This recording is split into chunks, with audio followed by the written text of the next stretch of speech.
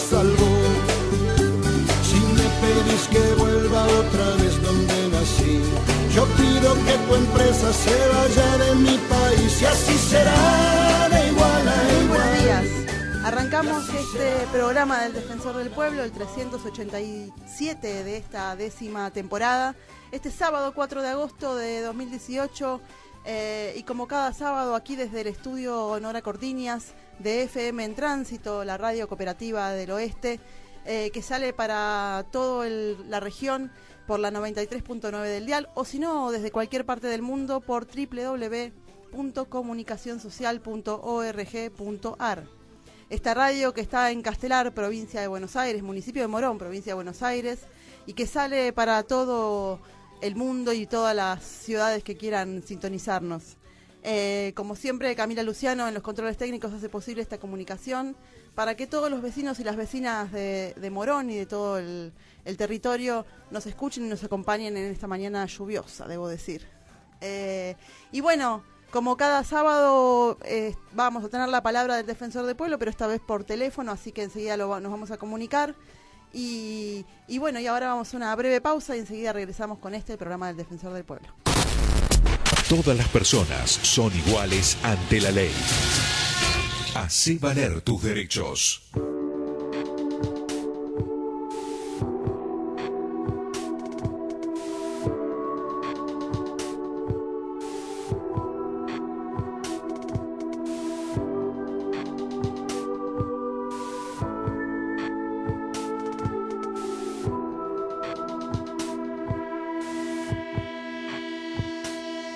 Las tazas sobre el mantel, la lluvia derramada, un poco de miel, no basta. El eclipse no fue parcial y cegó nuestras miradas. Te vi que llorabas por él. De para tres.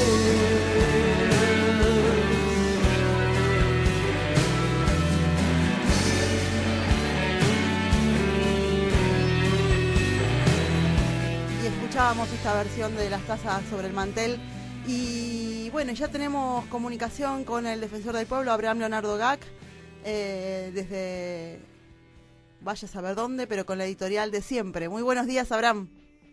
Buen día, Valeria. ¿Me puedes dar mejor el retorno? Te escucho muy lejos. ¿Ahora? ¿Escucha mejor? Mejor, un poquito mejor. Muy bien, ahí Camila está haciendo su magia. Sí, ya lo creo. Bueno, buen día, vecinos, vecinas.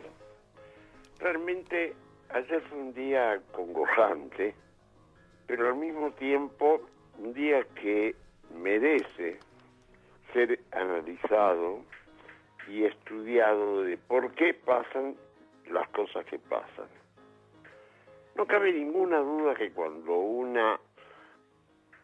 sector de las instituciones sociales, como es el caso de las escuelas, están en estado de abandono, ocurren accidentes, algunos terribles como el de estos días, y algunos de menor entidad, pero igualmente importantes. Pero sobre todo, todos esos hechos repercuten en la formación de nuestros hijos y nietos. La escuela no está cumpliendo con su deber porque el Estado abandonó la escuela. Yo me he enterado que en la zona de Tigre hay una escuela donde en un aula, hay 3 maestros enseñando a grupos de alumnos de distintos años, cada uno de un año diferente, en el mismo aula, en el mismo momento y en el mismo lugar. Realmente me parece una cosa terrible pensar que se pueda educar, formar, dar conocimiento a una criatura en esas condiciones. Si a eso unimos el estado de muchas secuelas, si a eso unimos que hemos contraído una deuda de 100.000 millones de dólares y no hemos hecho ni una escuela, realmente la estrategia fijada por el gobierno de turno es justamente eso. Hasta ahora los paliativos vienen de los municipios. Son los municipios los que tratan de alguna manera de reparar, ayudar, entregar material para que los padres y los maestros puedan ocuparse de mantener, por lo menos en condiciones mínimas, la institución para cumplir con su tarea. Realmente es una señal, aparte del drama en sí, es una señal de a dónde se dirige una política determinada. Entonces uno se pregunta, ¿qué pasa? Queremos destruir la escuela pública para transformarla toda en escuela privada. Hacer que sea, como lo pide la OMC, un producto de mercancía, un producto que tiene valor de mercado y por lo tanto se compra y se vende. Y esto realmente ningún país que yo conozca ha podido progresar en esas condiciones. Realmente estoy acongojado por un lado, yo quiero compartir, estoy seguro que comparto con ustedes este estado, este sentimiento de congoja e impotencia de no poder cambiar esas cosas, porque no hay una decisión nacional de toda una comunidad de exigir y de colocarse de esta manera. No es admisible que durante tantos meses se tenga que confrontar entre Estado y maestros por detalles de, por un lado, remuneración y por otro lado, de defensa de las instituciones del punto de vista físico. Ya no hablemos de la provisión de comida, porque en este momento claramente, a medida que fue creciendo la necesidad de bocas que piden comida, las ofertas que llegan a las escuelas son inferiores a la cantidad de alumnos que la requieren, y desde luego ya no, los alumnos no vienen a buscar solamente para ellos, ya vienen a buscar para sus padres, para sus casas. Y además tenemos que saber que cuando dejamos una escuela cerrada un día, es un día que los chicos no comen. Tengamos conciencia de ello, tengamos el convencimiento de que también es culpa nuestra, es culpa de cada uno de nosotros que no lo colocamos en primer lugar. Desde luego que simultáneamente está el problema de salud, porque eso va mano a mano siempre. Cuando cae la educación, cae la salud. Cuando se abandona la educación, se abandona la salud. Y este es el deber, el dolor con el que tenemos que estar conviviendo simplemente por ser espectadores pasivos. Y eso es lo que no debe ser. No podemos seguir siendo espectadores pasivos de estas situaciones, no solamente de justicia, sino de situaciones que en definitiva están marcando el país del futuro. En esas condiciones el país del futuro no va a merecer ser vivido. Gracias.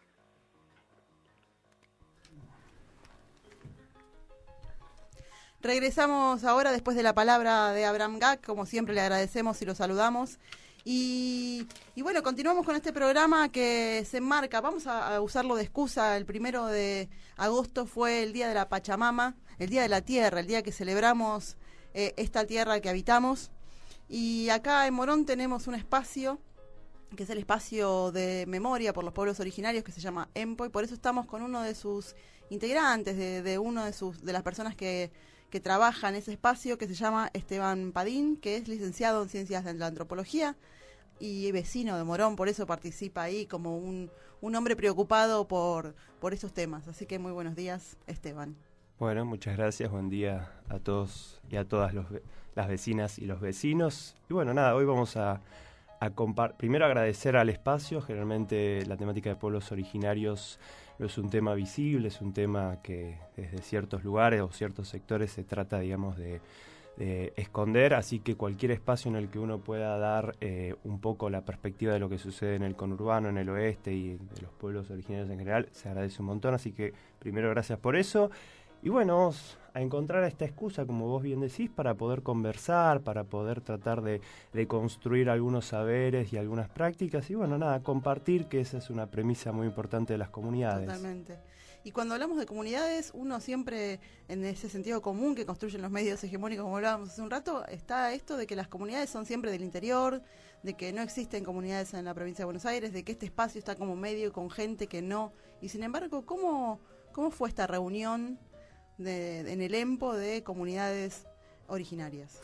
A ver, primero el EMPO surge en un espacio urbano. Entonces, cuando empezamos a pensar en la idea de conformar algún tipo de espacio, estaba esta idea de empezar a pensar qué pasa en los centros urbanos. Digo, siempre hay una idea asociada a que las comunidades originarias, los pueblos originarios, son personas que habitan lugares distantes, lugares rurales. Y entonces una de las primeras ideas era pensar que este territorio, el territorio de la ciudad de Buenos Aires, es tierra indígena. Uh-huh. Y en ese sentido, si vos te pones a pensar y a tratar de qué forma uno empieza a deconstruir eso, si rápidamente haces un análisis muy simplista, vos te vas al censo de población del año 2010, sí, y vos te das cuenta que, por ejemplo, la ciudad de Buenos Aires, con respecto al total de la población, tiene un 2,1% de población originaria. Eso supera ampliamente lugares como Tucumán, Santiago del Estero. Mirá. Entonces, vos rápidamente decís, la ciudad autónoma de Buenos Aires tiene más indígenas que Santiago del Estero, que Tucumán. Digo, sí, para arrancar, para romper mitos. Para romper sentidos, sí. Y tampoco vamos a hacer acá un análisis estadístico, pero para que te des cuenta que la ciudad de Buenos Aires, tan blanca y europea que se define, no lo es, por distintos motivos, procesos migratorios, etcétera, etcétera.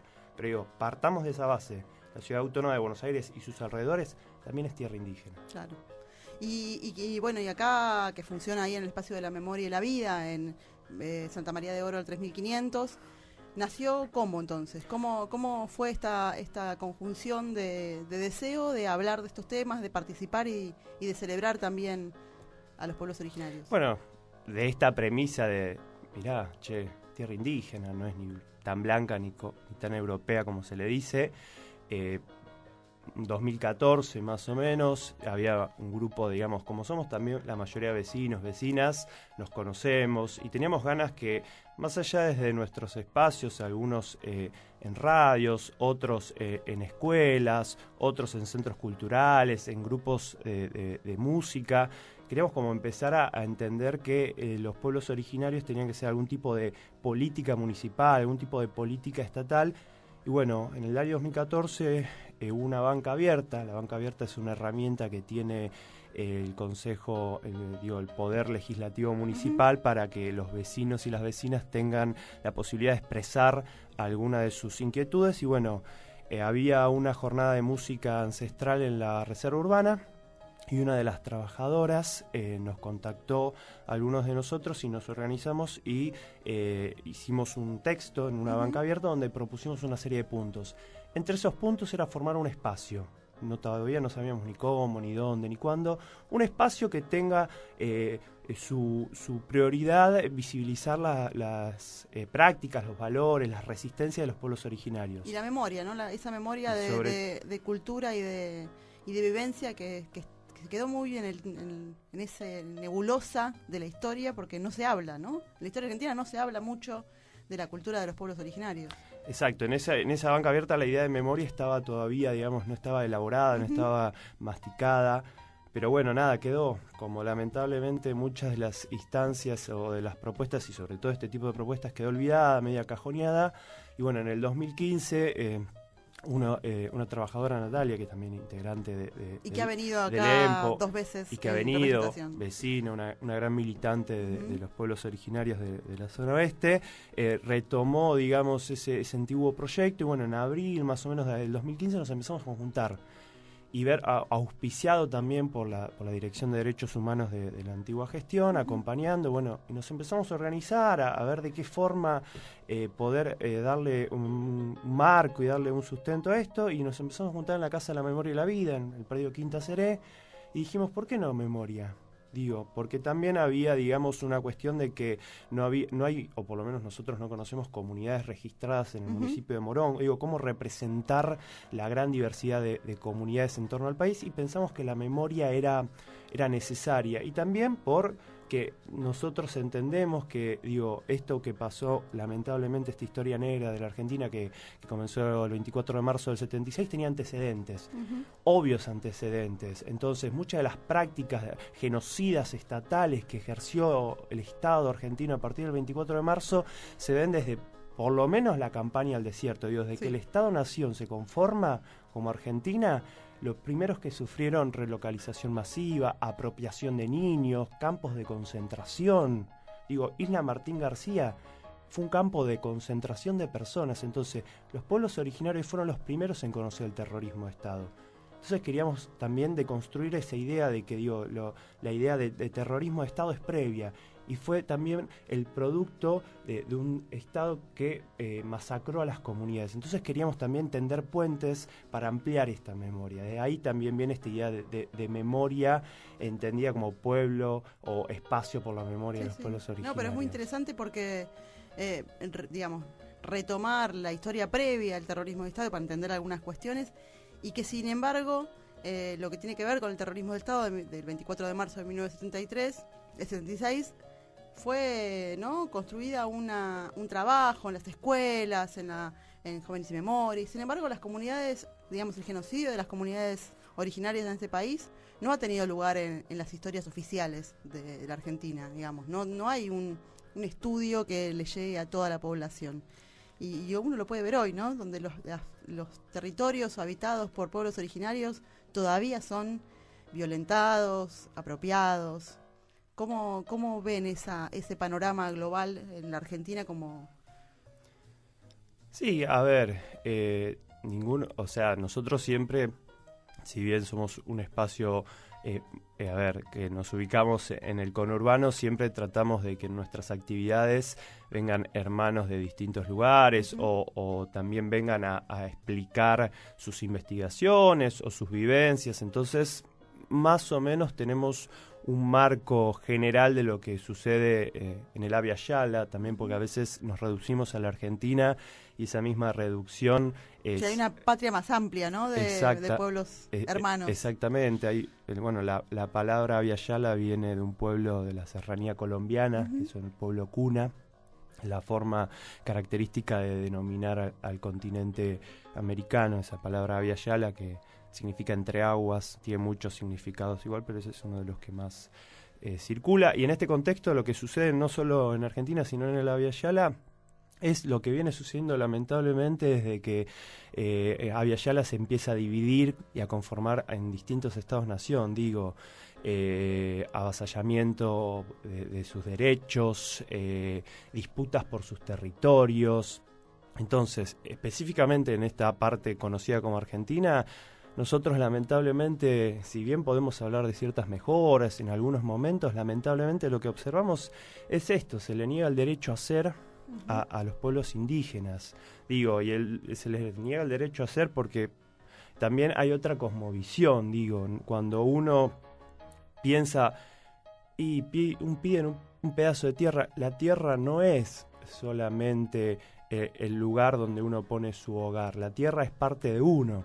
Entonces, desde el momento en que no entendemos la cosmovisión o no queremos entenderla, o de ciertos sectores no se quiere entender, nos cuesta mucho el diálogo. Por eso también cuando se habla de estados plurinacionales, se habla o se ve otras experiencias como la de Evo Morales, que para nosotros es tan necesaria, es eso, digo, es más profundo y es un cambio cultural, que no lo vemos algunos de nosotros desde que esto es Argentina, Estado-Nación. Claro, claro.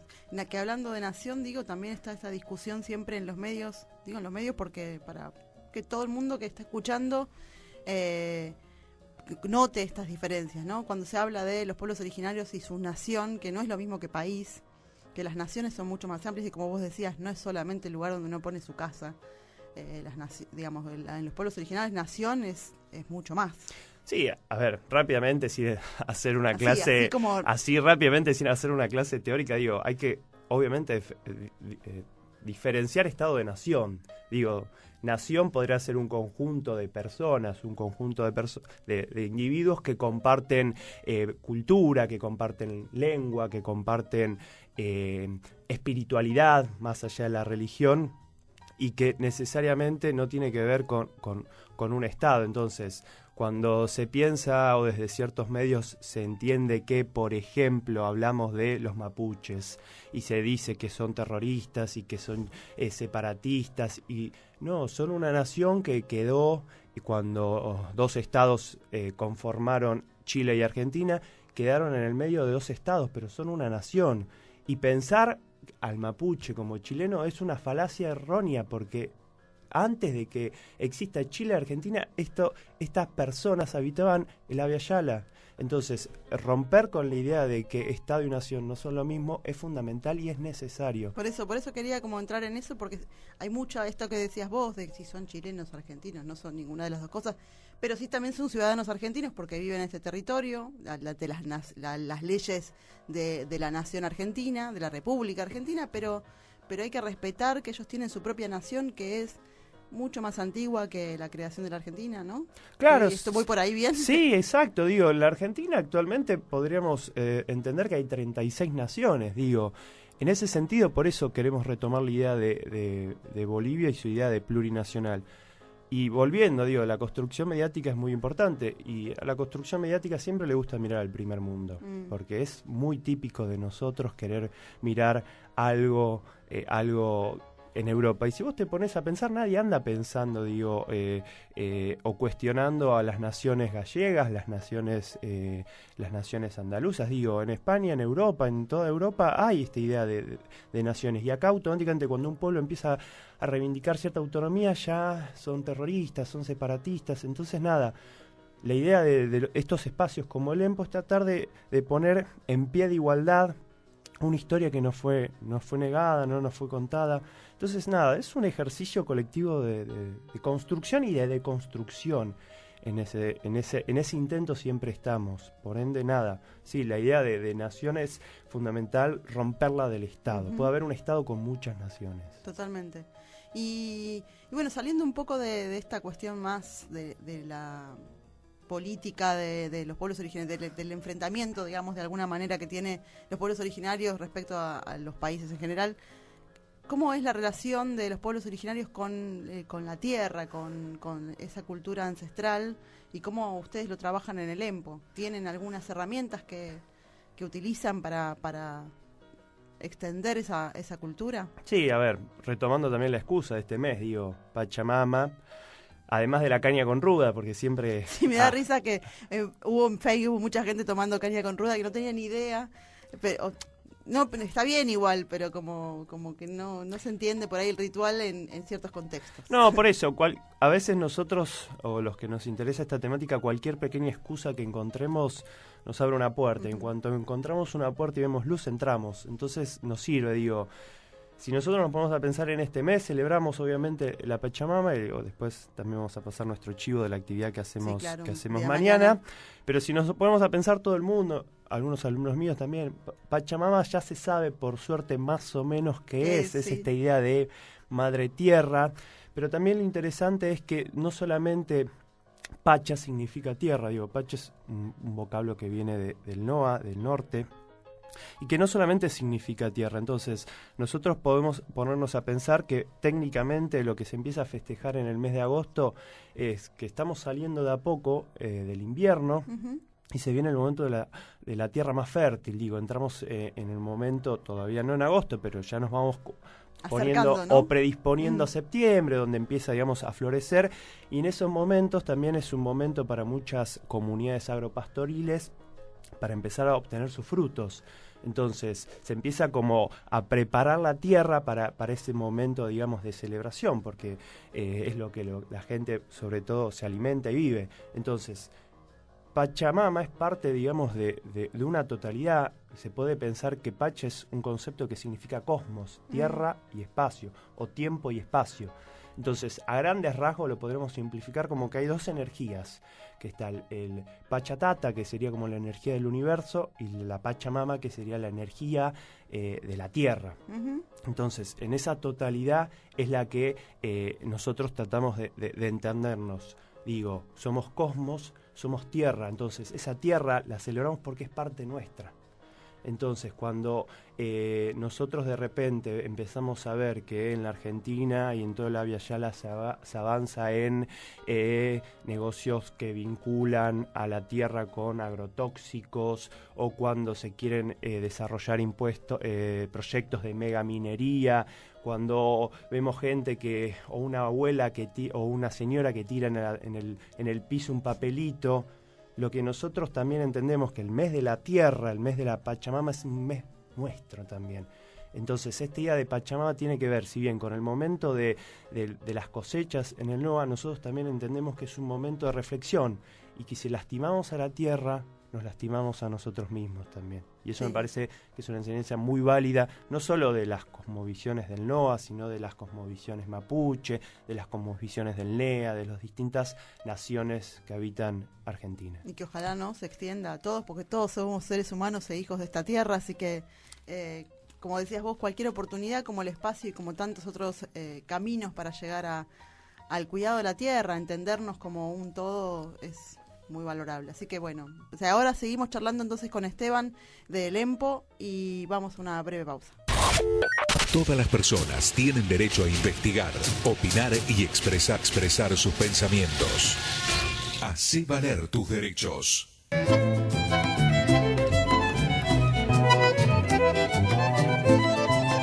Continuamos en este sábado 4 de agosto charlando con Esteban Padín, que es parte del EMPO, del Espacio por la Memoria de los Pueblos Originarios de acá de Morón, que funciona en el Espacio de la Memoria y la Vida, ahí en la ex Mansión Seré, en la calle Santa María de Oro 3500, en Castelar Sur. Y bueno, y charlamos un poco sobre un montón de cuestiones, pero sobre mucho que tiene que ver con la cultura, con esta cuestión de que ser parte o pretender ser parte de un pueblo que es uno, ¿no? Que somos las personas, tiene mucho que ver que mirar para atrás, mirar a esos pueblos originarios que nos han enseñado y nos siguen enseñando un montón de cosas. Y bueno, y en este espacio mañana celebra la Pachamama, ¿no? Celebra ¿qué cosas?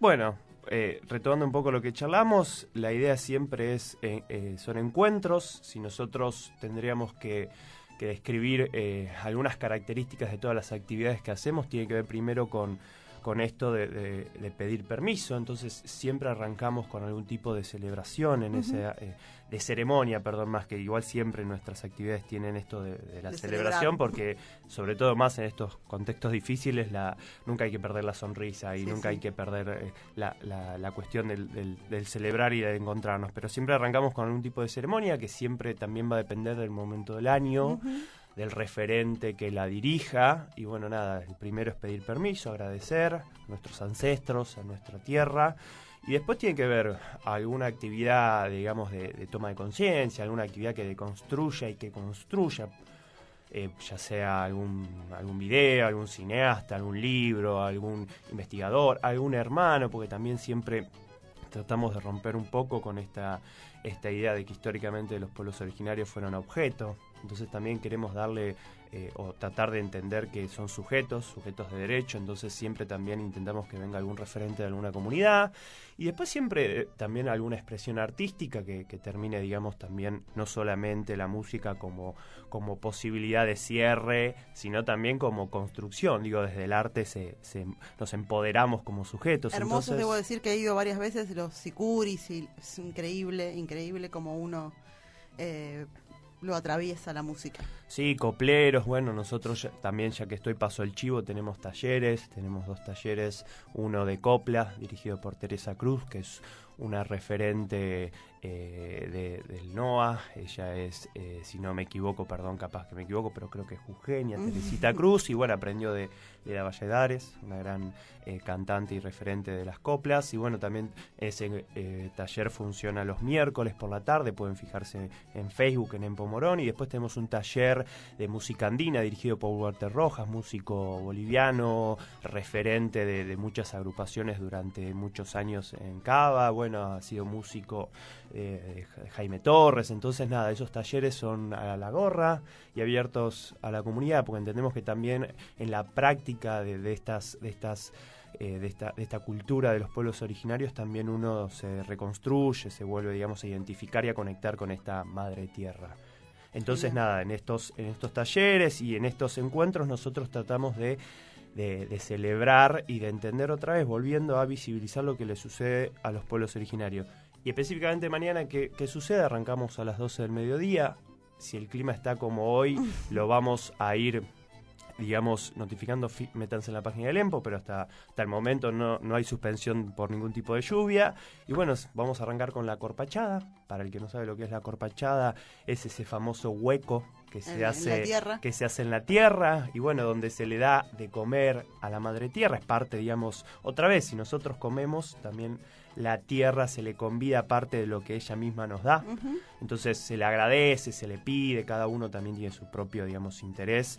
Y bueno, se acerca al pocito, que se abre desde el mediodía y se cierra hacia el final del encuentro. Y después, bueno, vamos a tener copleros, vamos a tener sicuris, vamos a tener feria con comidas típicas. Y específicamente en esta idea de construcción, vamos a tener a la gente de la Isla Verde. Para el que no sabe qué es la Isla Verde, son un grupo de ambientalistas que están peleando contra un gran poder que es el aeropuerto, si lo podemos denominar así, el aeropuerto de Palomar, en un lugar de memoria. Pero bueno, nada, ellos tienen ahí un proyecto, digamos, de hacer una reserva que en este intento... Incluso es previo el proyecto. Es previo, pero bueno, nada, luchando por eso. Y entonces van a dar una charla titulada El ambiente al ambientalismo. Después vamos a tener al hermano Facu Cardela.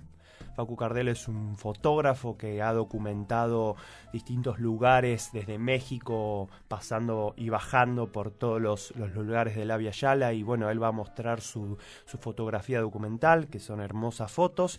Y después nos van a acompañar las hermanas de Iliari, que es folclore sudamericano, para, bueno, nada, terminar de celebrar este encuentro de mañana. Así que nada, los esperamos a todos y a todas. Sí, los convocamos a todos y a todas a esto, a acercarse a este espacio, a celebrar la tierra, pero además a conocer, a deconstruir un montón de mitos y un montón de verdades que hacen falta. Así que gracias por estar ahí dándonos esas herramientas. Y bueno, y aparte de esta celebración que hacen mañana, que es fundamental y que la hacen todos los años, el EMPO se puede acercar cualquier vecino o vecina de Castelar, de Morón, de Ituzaingó, de cualquier parte, y ser parte, o ¿qué puede hacer un vecino que esté interesado en estos temas? A ver, estos espacios son a pulmón, son autogestionados, son espacios de construcción colectiva. ¿Y eso qué significa? Que aquel que esté interesado, que le llame la atención la temática, que quiera conocer, que quiera venir a tomar mate unos días, se puede acercar a Quinta Seré. Primero, fijarse en las redes sociales, pero bueno, nada, también a veces uno da por sentado que todo el mundo tiene acceso al Facebook. No, pero bueno, suponiendo que la abuela, el abuelo, el tío, la tía, el primo no tenga ese acceso a las redes sociales, se acerca a la Casa de la Memoria y la Vida, se puede acercar los días, sobre todo miércoles y jueves, entre las 6 y las 7 a veces están los talleres, entonces hay hermanos siempre ahí practicando sus coplas o su música, entonces ahí pueden conversar.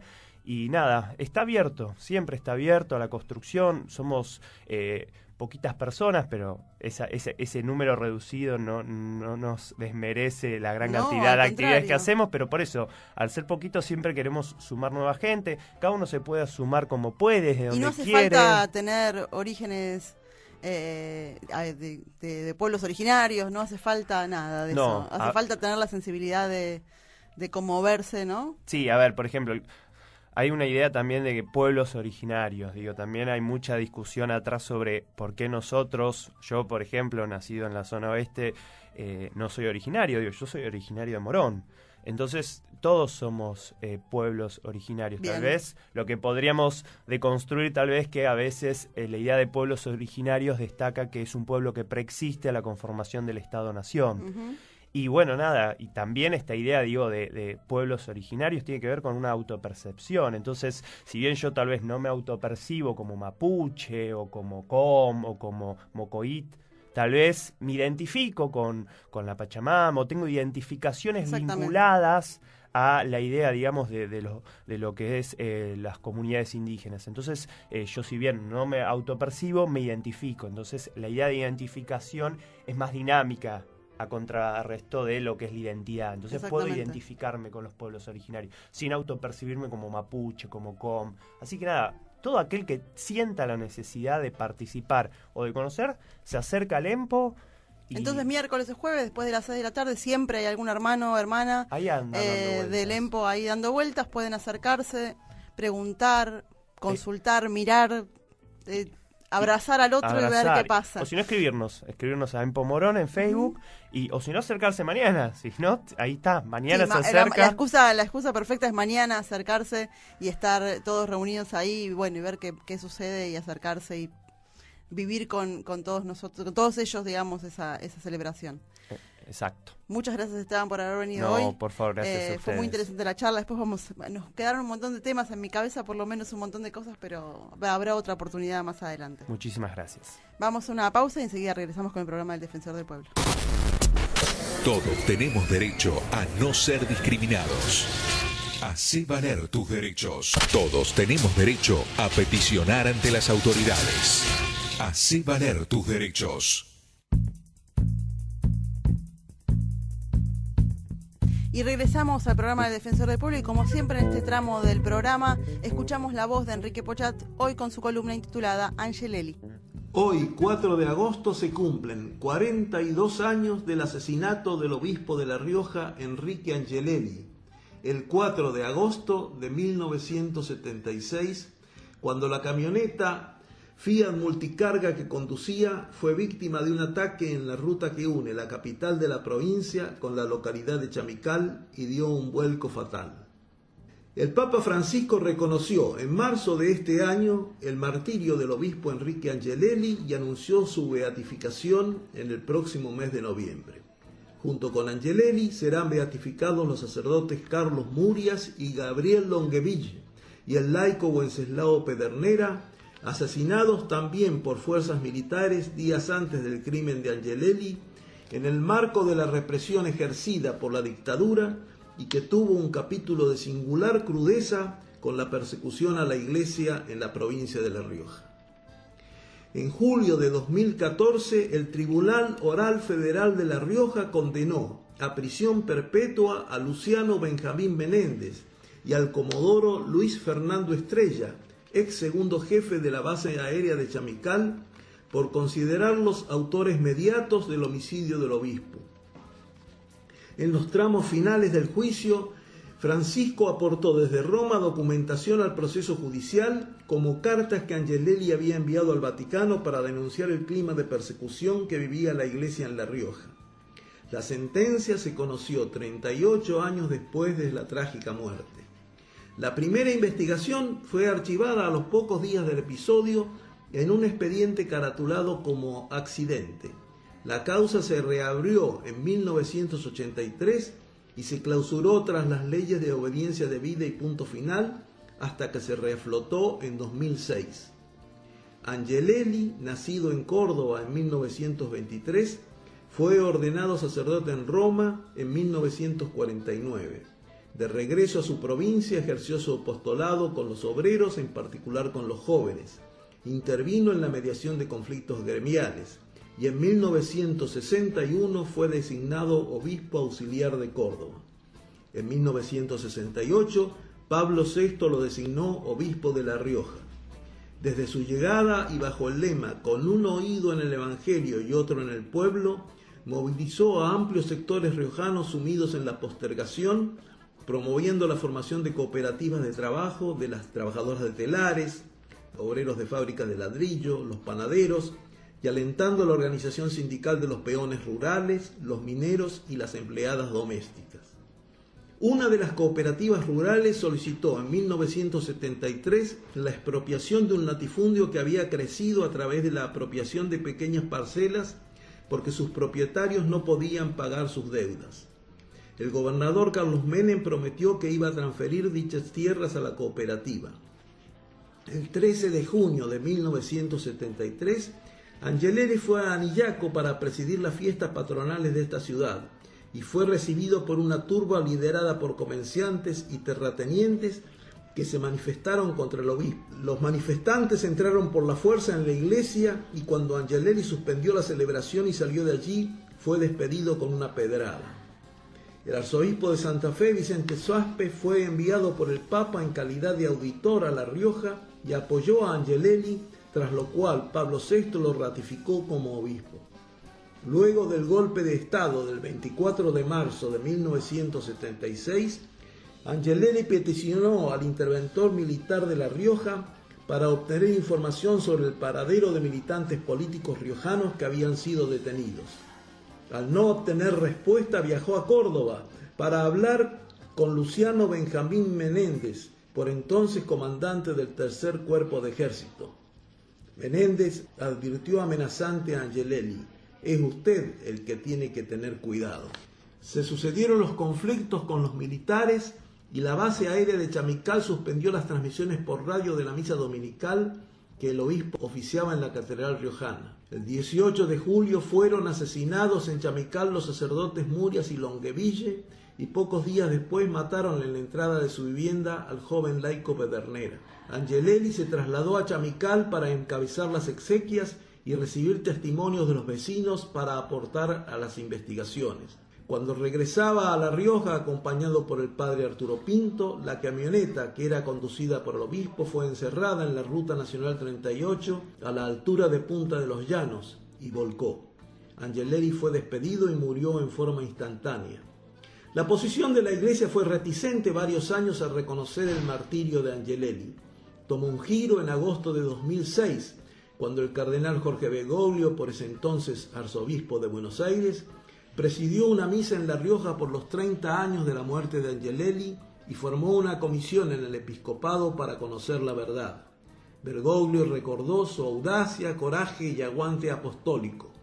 Lo retrató como un pastor que dialogaba con su pueblo y habló del derramamiento de sangre.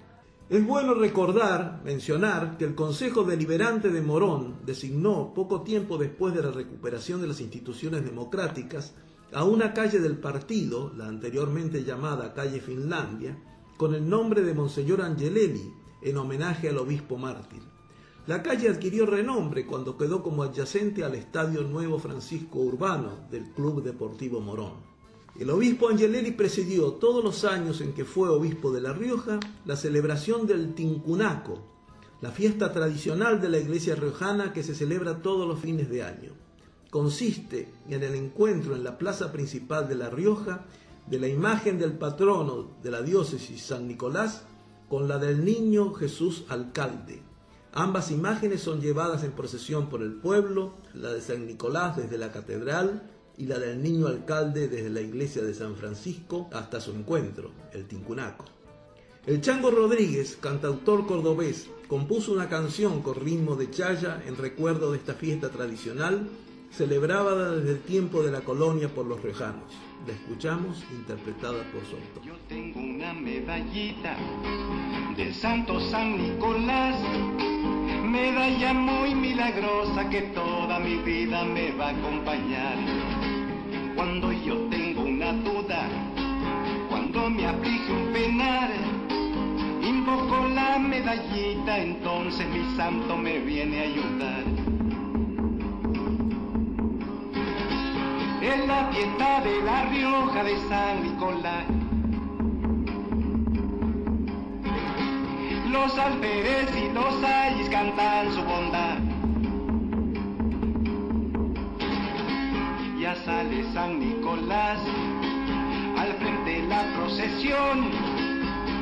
Yo digo así hay ser como no, hay ser como no, porque Él es el santo de mi devoción, porque Él es el santo de mi devoción, porque Él es el santo de mi devoción.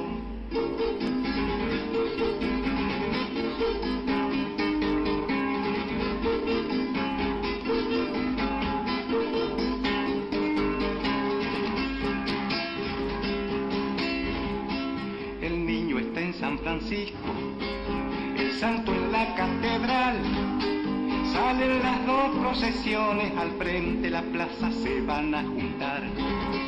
Lo llaman el topamiento del santo San Nicolás. Una promesa me toca, volver a La Rioja, llegar a su altar. En la fiesta de La Rioja de San Nicolás, los alferes y los ayis cantan su bondad. Ya sale San Nicolás, al frente la procesión. Yo digo así hay ser como no, hay ser como no, porque Él es el santo de mi devoción, porque Él es el santo de mi devoción, porque Él es el santo de mi devoción.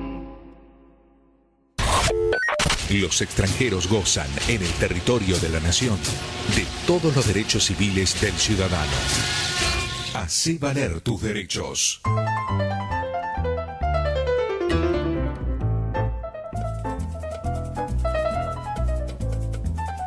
Y regresamos para irnos porque ya son 11:56 de este sábado 4 de agosto. Y simplemente recordarles que si bien este servicio del Defensor del Pueblo estará nuevamente en el aire el sábado que viene, nuestro trabajo en la Defensoría del Pueblo de Morón continúa toda la semana, de lunes a viernes, de 8:30 a 15 horas. Nuestra sede central queda en la calle Bartolomé Mitre, 877, en el centro de Morón, a solo 2 cuadras de la Plaza San Martín, para que todos ubiquen el lugar. Tenemos una línea gratuita que es el 0800-666-0957.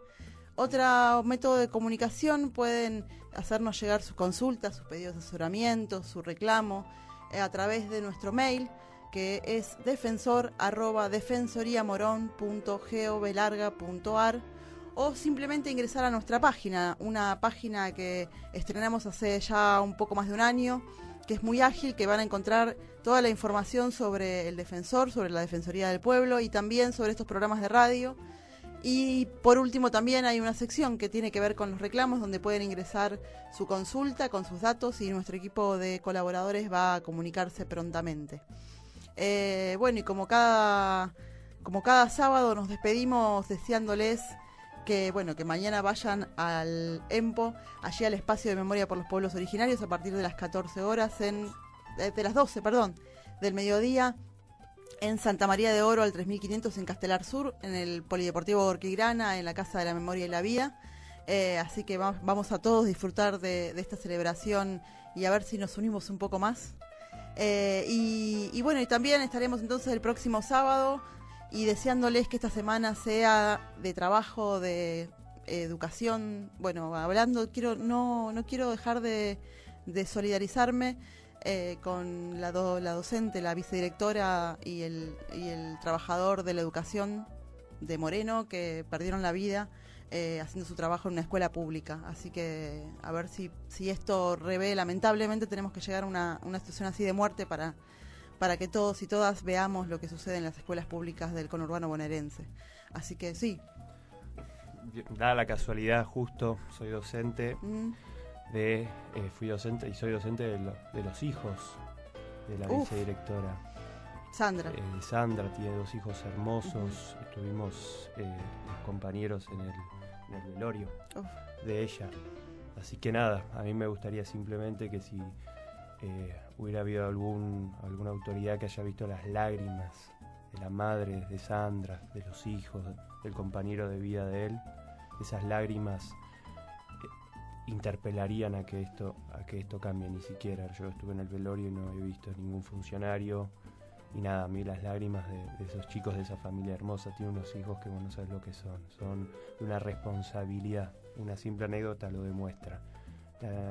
Ludmila, la hija, se iba de vacaciones.